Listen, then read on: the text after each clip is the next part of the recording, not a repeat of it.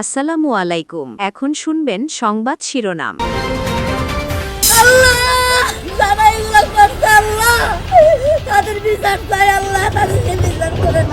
ব্রাহ্মণবাড়িয়ার কান্দিপাড়ায় গোলাগুলি ও হত্যার ঘটনায় এখনো ধরা পড়েনি কেউ। ময়মনসিংহে কুপিয়ে বন্ধুকে খুনের ঘটনার মোটিভ বের করতে পারেনি পুলিশ। সমাজ বিজ্ঞানের শিক্ষক পড়ান উদ্ভিদ বিজ্ঞান, ইংরেজি শিক্ষক রসায়ন। যশোরের মাহিদিয়া মাদ্রাসা যেন আয়নাবাজির কারখানা। অধ্যক্ষ ফারুকের তেলিসমাতি। আমার ফিজিক্সে দেওয়া হয়েছে, কিন্তু আমি সোশ্যাল সায়েন্স থেকে সমাজকর্ম মানে অনার্স মাস্টার্স কমপ্লিট করে বেরিয়েছিলাম। আচ্ছা, আপনি সার্টিফিকেট জালিয়াতি করেছেন? জালিয়াতি। ইউরোপের স্বপ্ন দেখিয়ে লিবিয়ায় নিয়ে মাদারীপুরের 3 যুবককে নির্যাতন। মুক্তিপণ দিলেও মাসখানেক ধরে মিলছে না সন্ধান। পলাতক দালাল চক্রের সদস্যরা লিবিয়া নিয়ে 10 লক্ষ টাকা নিছে। 10 লক্ষ টাকা নেওয়ার পর কইছে পার হয়ে গেলে 7 লাখ টাকা নিব। ছেলেপানে কানতে স্যার বলতে আছে আমাকে কোনো টাকা মারলো কাটলো আর আমরা দিতে পারবো না। টাঙ্গাইলে বেহাল 2 সড়কে যাত্রীদের চরম ভোগান্তি, ঝুঁকিপূর্ণ চলাচলে ঘটছে দুর্ঘটনা। দীর্ঘদিনেও সংস্কার না করায় ক্ষুব্ধ ভুক্তভোগীরা। আসসালামু আলাইকুম। এতক্ষণ শুনছিলেন সংবাদ শিরোনাম, এখন শুনবেন বিস্তারিত। ব্রাহ্মণবাড়িয়া শহরে কান্দিপাড়া এলাকায় একজনকে হত্যা ও 3 গুলিবিদ্ধের ঘটনায় এখনো কোনো মামলা হয়নি, কাউকে আটকও করতে পারেনি পুলিশ। বৃহস্পতিবার সন্ধ্যায় প্রতিপক্ষের এলোপাতাড়ি গুলিতে 3 জন আহত হওয়ার পর মধ্যরাতে সাদ্দাম নামে এক যুবককে গুলি করে হত্যা করা হয়।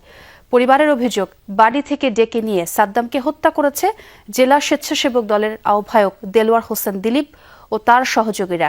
তবে অভিযোগ অস্বীকার করেছেন দিলীপ। পরিবারের একমাত্র উপার্জনক্ষম সদস্য ছিলেন সাদ্দাম হোসেন। তার মৃত্যুতে দিশেহারা হয়ে পড়েছে পুরো পরিবার। বৃহস্পতিবার মধ্যরাতে ব্রাহ্মণবাড়িয়ার কান্দিপাড়া এলাকায় সাদ্দামকে গুলি করে হত্যা করা হয়। স্বজনরা জানায়, জেলা স্বেচ্ছাসেবক দলের আহ্বায়ক দেলোয়ার হোসেন দিলীপ ও তার সহযোগীরা সাদ্দামকে বাড়ি থেকে ডেকে নেয়। এর কিছুক্ষণ পরই তাকে হত্যা করা হয়। পরিবারের অভিযোগ, প্রতিপক্ষকে ফাঁসাতেই সাদ্দামকে হত্যা করেছে দিলীপ ও তার সহযোগীরা। আমার ছেলেটার বাড়ি থেকে রেখে নিচ্ছে, এদের সাথে চলে গেছে দিলীপ, তারপর হইলো এই বাবুল আর হইলো পলাশ। এমনি আয়শা বলতেছে, ভাবি সাদ্দাম ভাইয়ের উপর তো গুলি লাগছে। আমার সন্দেহ ওরা যখন নিছে ওরাই মারছে। স্থানীয়রা জানায়, এলাকায় আধিপত্য বিস্তার নিয়ে দিলীপ গ্রুপ ও শাকিল শিকদার গ্রুপের মধ্যে বিরোধ চলছে। এর জের ধরে বৃহস্পতিবার সন্ধ্যায় কান্দিপাড়া এলাকায় দিলীপের অনুসারীদের ওপর এলোপাতাড়ি গুলি ছোড়ে শাকিল ও তার সহযোগীরা। এতে টুটুল, শিহাব ও সাজু মিয়া নামে 3 জন গুলিবিদ্ধ হন। স্বেচ্ছাসেবক দল নেতা দিলীপের দাবি, শাকিল গ্রুপ মধ্যরাতে ফের হামলা করলে তাদের গুলিতেই প্রাণ হারান সাদ্দাম। দর কয়েছেরাই দমদাম গুলি, 2 জন গুলি শব্দ হচ্ছে, দৌড় দিছি। আমাদের পেছনে থাকা আমার এক খুব কাছে ছোট ভাই সাদ্দাম হোসেন, সে পড়ে গেছে। আমি তাকে বাসা থেকে ডেকে আনি নাই, সে সবসময় আমার সঙ্গে থাকে। এরা বিভিন্নভাবে ফুসলাচ্ছে যে আপনার ছেলেকে তো আমরা মারি নাই, বা এই মুখটা মারে, এই মুখটা মারে নাই, আপনার ছেলে এদের সঙ্গে গেছে। এরা বলতে পারবে, হ্যাঁ হেরাই মনে মারছে। তাইলে হত্যাকারীদের শনাক্ত করে আইনের আওতায় আনার চেষ্টা চলছে বলে জানিয়েছে পুলিশ। পড়েছেন সমাজ বিজ্ঞানে, হয়েছেন উদ্ভিদ বিজ্ঞানের শিক্ষক। সমাজকর্মে পড়ে পদার্থবিদ্যা আর ইংরেজিতে পড়ে রসায়ন পড়ান তারা। যশোরের একটি শিক্ষা প্রতিষ্ঠান সম্ভব করেছে এই অসম্ভবকে। এই প্রতিষ্ঠানের অধ্যক্ষ যেন জালিয়াতির কারখানা, আর দেখেও যেন অন্ধ মাদ্রাসা শিক্ষা অধিদপ্তরের কর্মকর্তারা। কল্পনাকেও হার মানানো এক ঘটনার খোঁজে যশোর সদরের রুদ্রপুর মাহিদিয়া এলাকা। এখানকার মাহিদিয়া সম্মিলনী আলিম মাদ্রাসা যেন এক রূপকথার রাজ্য, যেখানে শিক্ষক নিজে যেই ডিগ্রি নেন না কেন পড়াতে পারেন পদার্থবিজ্ঞান, উদ্ভিদ বিজ্ঞান, রসায়ন সহ নানা বিষয়। যমুনার অনুসন্ধানে বেরিয়ে আসে সমাজকর্মের ছাত্র মাসুম পারভেজ হয়েছেন পদার্থবিজ্ঞানের শিক্ষক। কিভাবে?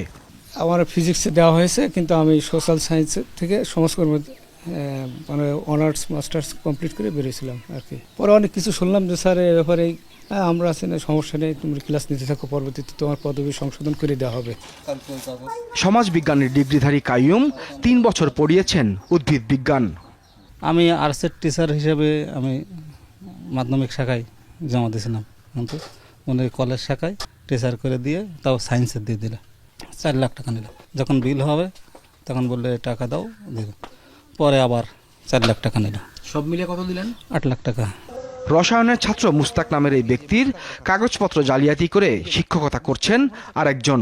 যখন আমি অ্যাপ্লাই করছিলাম তখন এই প্রতিষ্ঠানে তো অ্যাপ্লাই করছিলাম কিনা আমার একটু দেখতে হবে। কিন্তু এখন পর্যন্ত আপনি ওখানেই চাকরি করেন, কাগজপত্র তাই বলছে, এমপিও ভুক্ত করা, আপনি বেতনও পান, ওখানেই মোস্তাক আহমেদ চাকরি করে। আপনি তাহলে মানে মূল মোস্তাক কে? আপনি মোস্তাক না তাহলে? হ্যাঁ, আমি মোস্তাক, আমার নাম মোস্তাক। যিনি রসায়ন পড়াচ্ছেন তিনি ইংরেজির শিক্ষার্থী। আমাকে বললো যে স্যার ফোন দিয়ে বললো যে আপনি কারোর সাথে কোনো বক্তব্য দিয়েন না। এই ফারুক সাহেব বললো যে কোনো কথা আপনি বলেন না। এমন সার্টিফিকেট আয়নাবাজির জন্য সবার মুখেই এক নাম, মাহিদিয়া আলিম মাদ্রাসার অধ্যক্ষ ফারুক হোসেন।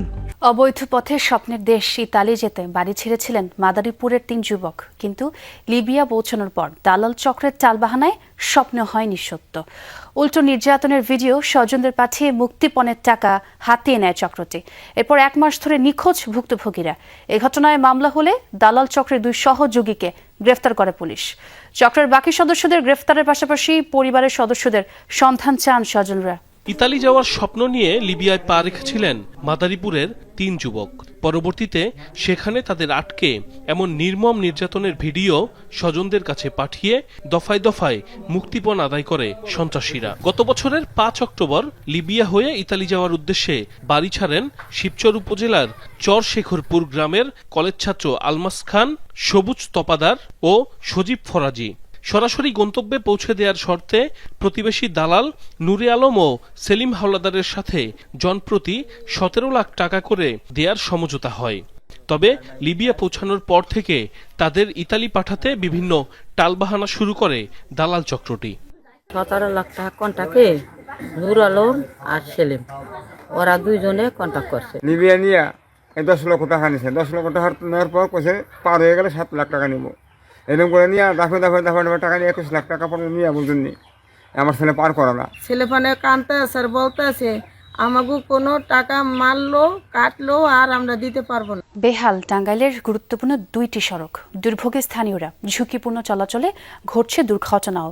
সড়কের অবস্থা খারাপ হওয়ায় নষ্ট হচ্ছে যানবাহনও। সমস্যা নিরসনে কর্তৃপক্ষের উদ্যোগ নেই বলে অভিযোগ করেছেন স্থানীয়রা। তবে সড়ক সংস্কারের উদ্যোগ নেওয়া হয়েছে জানালেন এলজিআরডির কর্মকর্তা। সন্তোষ বাজার থেকে তোরাবগঞ্জ বাজার এবং বরুহা বাজার থেকে গোল চত্বর, টাঙ্গাইল সদরের ব্যস্ত 2 সড়ক এখন পুরোটা খানাখন্দে ভরা। জায়গায় জায়গায় উঠে গেছে পিচ। বেহাল সড়ক দিয়ে হুগরা, কাতুলি, কাকুয়া সহ কয়েক ইউনিয়ন ও সিরাজগঞ্জের চৌহালি উপজেলার হাজারো মানুষের চলাচল। মাঝে মাঝে ঘটছে দুর্ঘটনা। যাত্রী ও পণ্যবাহী গাড়ি, বিশেষ করে অ্যাম্বুলেন্স চলাচলে দুর্ভোগে এই এলাকার মানুষ। আঙ্গুর খুব কষ্ট হয়, কষ্ট মানুষ সারা হয়েছে।